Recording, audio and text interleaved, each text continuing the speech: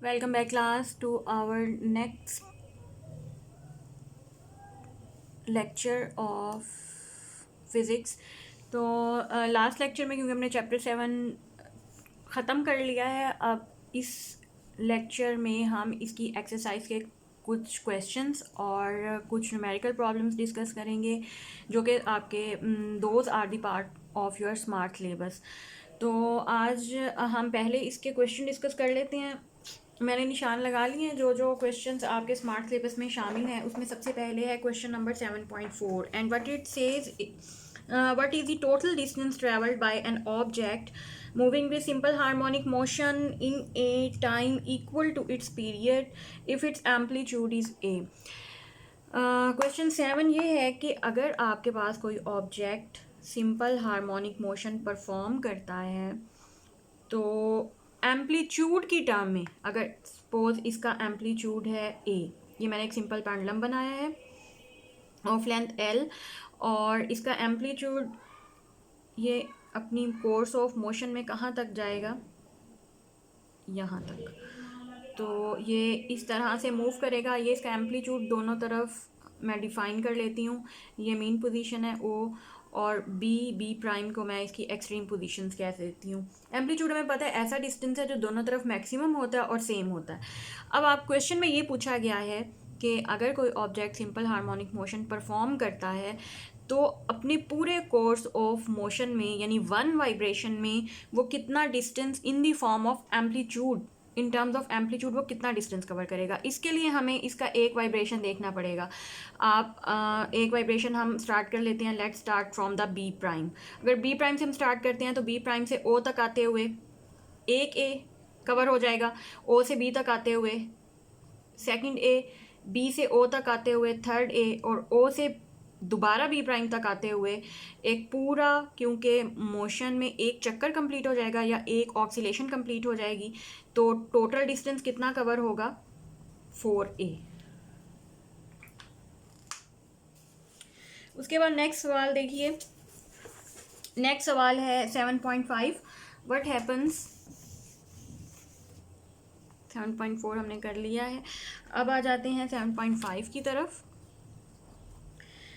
That says what happens to the period of a simple pendulum if its length is doubled? What happens if the suspended mass is doubled? अगर कोई भी आपके पास ऐसा system है जिसमें कि simple harmonic motion perform हो रही है, लाइक जैसे पेंडुलम था, तो उसके पेंडुलम के बल्कि पेंडुलम ही दिया हुआ है, पेंडुलम की लेंथ पे क्या असर होगा अगर आप पेंडुलम की लेंथ को डबल कर दें तो टाइम पीरियड पे क्या असर होगा। तो इसके लिए हमें पहले पेंडुलम का टाइम पीरियड पता होना चाहिए। टाइम पीरियड किसके बराबर है पेंडुलम का 2πL/g अंडर रूट। हमें पता है कि वो डिपेंड भी लेंथ पे करता है, बाकी सारी चीज़ें तो वैसे तकरीबन कांस्टेंट होती हैं। तो इसको मैं इक्वेशन 1 कह लेती हूँ। Let suppose now the length जो है, अब आपने एल प्राइम 2L है, मतलब लेंथ जो नहीं है वो आपके पास है पहली वाली लेंथ का डबल। तो टाइम पीरियड नए वाला कितना हो जाएगा 2πL/g अंडर रूट, या आप ये लिख सकते हैं 2πL की जगह पे हम लिखेंगे 2L/g अंडर रूट और इसको हम सॉल्व कर लेंगे। 2π अंडर रूट 2 को मैं बाहर निकाल लेती हूँ, L/g को मैं अंदर रहने देती हूँ। उसकी रीज़न ये कि अब ये 2πL/g और ये इतना, ये अगेन अंडर रूट 2t ही बन गया, टाइम पीरियड अगेन बन गया। तो इसका मतलब है कि t prime will be greater than t because under root 2 I think 1.41, देख ले 1.41 के बराबर होता है। तो इसका मतलब है कि टाइम पीरियड भी बढ़ जाएगा।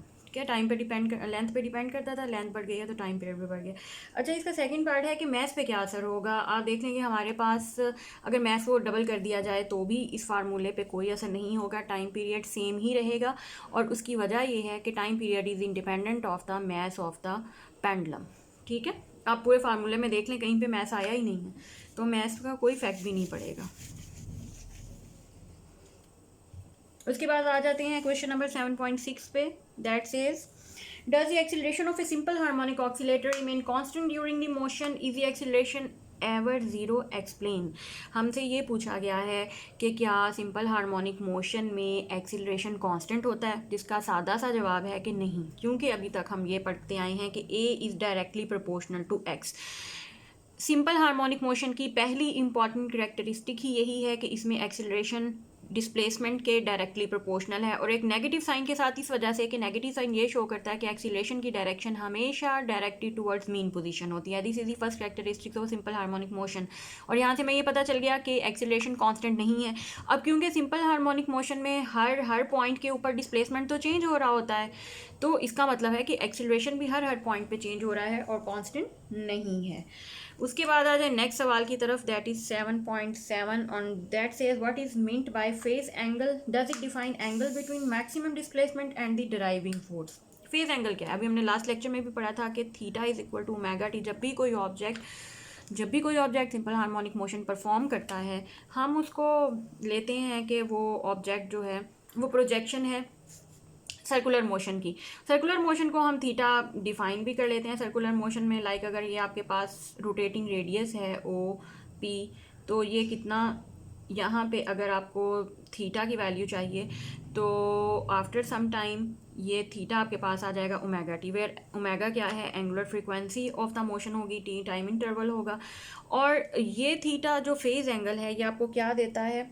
ये वो एंगल या डिस्प्लेसमेंट देता है जो डायरेक्शन ऑफ मोशन भी आपको बताता है of the point executing simple harmonic motion, जो आपको डायरेक्शन ऑफ मोशन भी बताता है, स्टेट ऑफ मोशन भी बताता है, और एंगुलर पोजीशन भी बताता है आपकी मोशन का। हाँ, लेकिन जो सवाल पूछा गया है कि क्या ये एंगल बिटवीन मैक्सिमम डिस्प्लेसमेंट और ड्राइविंग फोर्स है, तो ऐसा तो नहीं हमने पढ़ा कि ड्राइविंग फोर्स और एंगल वगैरह और फोर्स और ड्राइविंग फोर्स और डिस्प्लेसमेंट के दरमियान वो एंगल नहीं है। ये तो वो एंगल है जो कि स्टेट बताता है आपके सिस्टम की, कि सिस्टम किस फ्रीक्वेंसी के साथ मूव कर रहा है और किस एंगल या एंगुलर पोजीशन या स्टेट ऑफ मोशन पे एग्जिस्ट करता है। तो उसके बाद आ जाइए 7.8 पे। 7.8 says under what conditions does the addition of two simple harmonic motions produce a resultant which is also simple harmonic motion.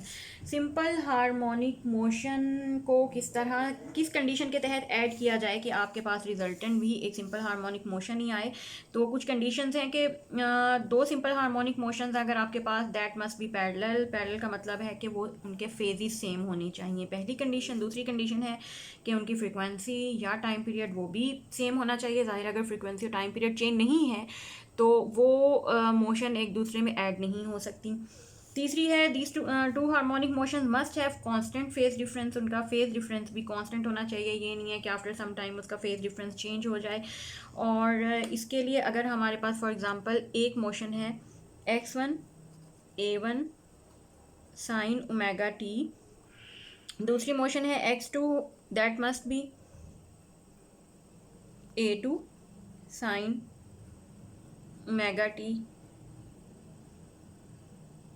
Plus phi, मतलब with a phase difference of phi second motion exist. So यहाँ पे अगर हम दोनों का sum लें, x is equal to x1 plus x2, और ये किसके बराबर आ जाएगा? a1 sine omega t plus a2 sine omega t plus phi. तो ये आपके पास रिजल्टेंट आ जाएगा टू सिंपल हार्मोनिक मोशन का with a constant phase difference phi. Okay, इसके बाद अब आ जाते हैं हम न्यूमेरिकल प्रॉब्लम्स की तरफ। जल्दी से कुछ प्रॉब्लम्स हम इसके जो स्मार्ट सिलेबस में मौजूद हैं एज एन असाइनमेंट और एज क्लास वर्क वो हम कर लेते हैं। होमवर्क वाले क्वेश्चन को आप एज एन असाइनमेंट खुद करेंगे। ओके, न्यूमेरिकल पहला है 7.1 क्वेश्चन।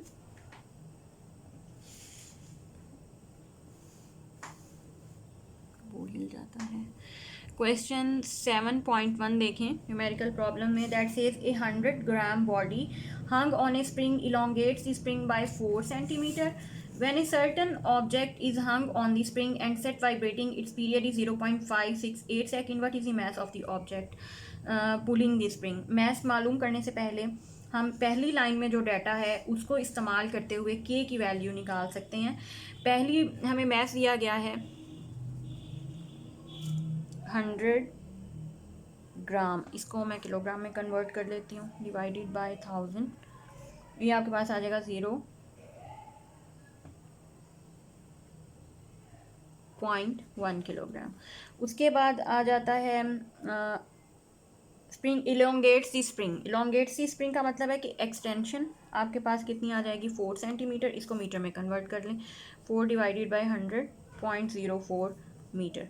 और इसके बाद we know that formula for Hooke's law F is equal to K X और F is equal to M G भी होता है। तो यहाँ से के की वैल्यू निकाल सकते हैं M G by X. M की वैल्यू पुट करें, क्या आ जाएगी 0.1, 9.8, 0.04। तो के की वैल्यू आपके पास आ जाएगी 24.5 न्यूटन पर मीटर। ओके, जब के आ गया ना, अब हम प्रॉब्लम की नेक्स्ट पार्ट की तरफ चलते हैं, जो कि हमें ये बताता है कि when a certain object is hung on the spring.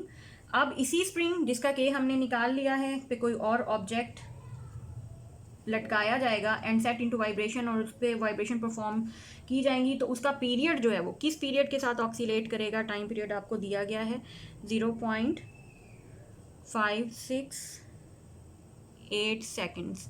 इस पीरियड के साथ वो ऑक्सीलेट करेगा। तो अब कितना मैस आपने लटकाया है कि वो इस पीरियड के, what is the mass of the object pulling the spring. तो अब आपने जो मैस है वो मालूम करना है, क्योंकि अब टाइम पीरियड आपके पास आ चुका है और टाइम पीरियड का फार्मूला भी हमें मालूम है। टाइम पीरियड का फार्मूला क्या है, T is equal to 2 m over K under root.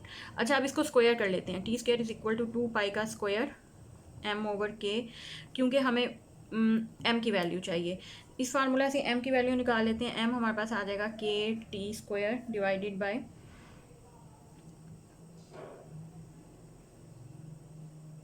4 square. और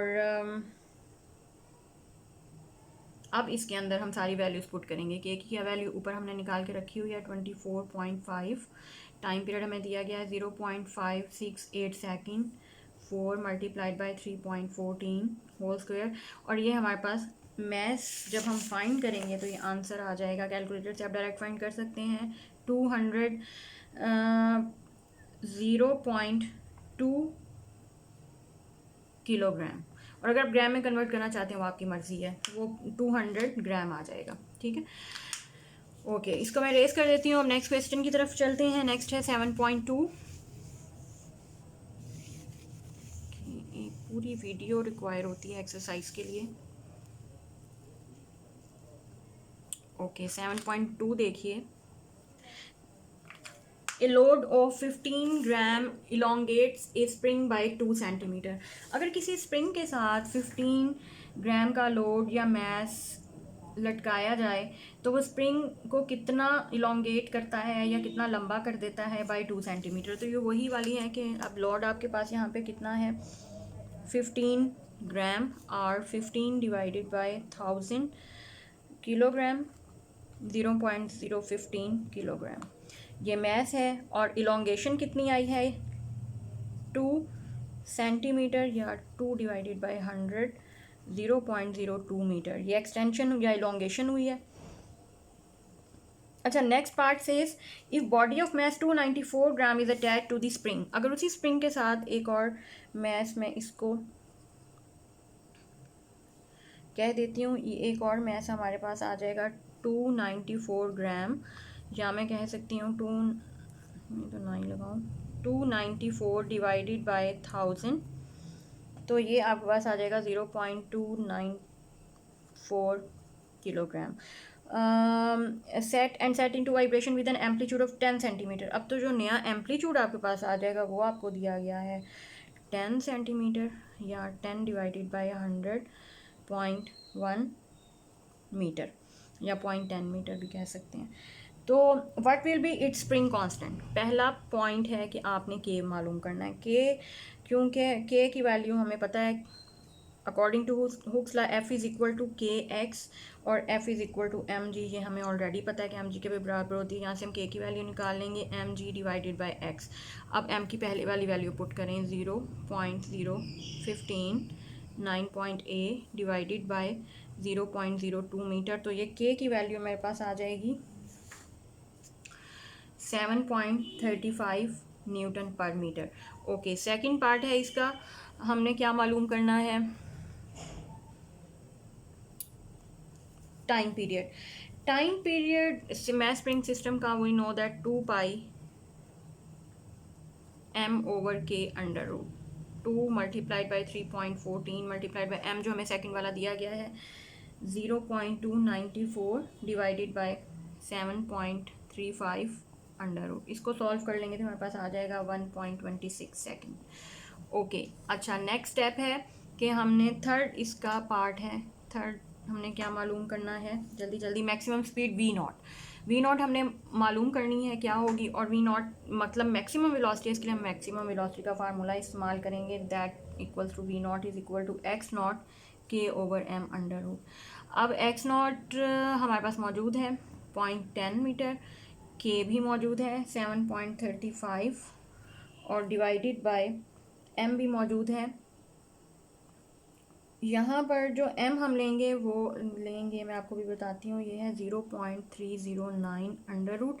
तो ये जो m लिया है m, ये इन दोनों मैसेज का मजमुआ होगा 0.015 प्लस 0.294, इनको जमा करेंगे 0.309 और ये यहाँ पे मैथ लिखा गया है, और ये टोटल आपको फॉर मैक्सिमम वेलोसिटी आपके पास मैथ आ जाए, टोटल वेलोसिटी आ जाएगी 50 सेंटीमीटर पर सेकंड, बल्कि ये पहले आपके पास आई है 4, इसने कन्वर्ट किया है, मीटर पर सेकंड में आ रही थी, मीटर पर सेकंड में ही लिखी है, मीटर पर सेकंड में आपके पास आ रही थी 0.448 मीटर पर सेकंड। हाँ, अब आप सेंटीमीटर में कन्वर्ट कर सकते हैं। अब आप इसको 0.488 को मल्टीप्लाई कर दें 100 सेंटीमीटर पर सेकंड से, तो ये आपके पास आ जाएगा 48.8 centimetre per second, that would be equal to approximately 50 centimetre per second के बराबर मैक्सिमम वेलोसिटी आपके पास आ जाएगी। ओके, ये हो गया क्वेश्चन नंबर 7.2। और अब आ जाएं 7. देखती हूँ कौन सा क्या हमने करना है। आई थिंक 3 ही क्वेश्चन शामिल हैं इसके स्मार्ट सिलेबस में, 7.4 शामिल है, yes 7.4, and that says a block of mass 4 kilogram is dropped from a height of 0.80 metre on to a spring. अच्छा, यहाँ पे एक स्प्रिंग मैं बना लूँ, ये स्प्रिंग है, ये कॉम्प्रेस हो गया है, क्यों? इसके ऊपर एक मैस फेंका गया है, ये मैस फेंका गया, और कितनी हाइट से फेंका गया है, ये हाइट h है, और ये हाइट आपको दी गई है from a height of 0.80 metre to a spring of spring constant. इसका स्प्रिंग कांस्टेंट आपको दे दिया गया है 1960 newton per metre. Find the maximum distance to which the spring will be compress. ये कितना डिस्टेंस से स्प्रिंग आपका कॉम्प्रेस हुआ है, ये एम्पलीट्यूड आपने मालूम करना है कि आपको दिया गया है, और ये एक्स नॉट की वैल्यू आपने फाइंड करनी है। अब देखें, क्योंकि मैस पहले इस पॉइंट पे मौजूद था और यहाँ से उसको नीचे गिराया गया है, तो यहाँ पर जो मैस मौजूद था उसके पास सारी की सारी जो एनर्जी थी वो पोटेंशियल एनर्जी की फॉर्म में थी, लेकिन जैसे ही वो स्प्रिंग के ऊपर गिराया गया और स्प्रिंग को कॉम्प्रेस किया, अब वही पोटेंशियल एनर्जी स्प्रिंग के अंदर स्टोर हो गई है। तो according to law of conservation of energy हम ये लिख सकते हैं कि mgh पोटेंशियल एनर्जी किस में कन्वर्ट हो रही है, half K X naught square किस में कन्वर्ट हुई है, इलास्टिक पोटेंशियल एनर्जी में। तो यहाँ से हम अब एक्स नॉट की वैल्यू निकाल सकते हैं आई थिंक, और हमें कुछ भी नहीं चाहिए।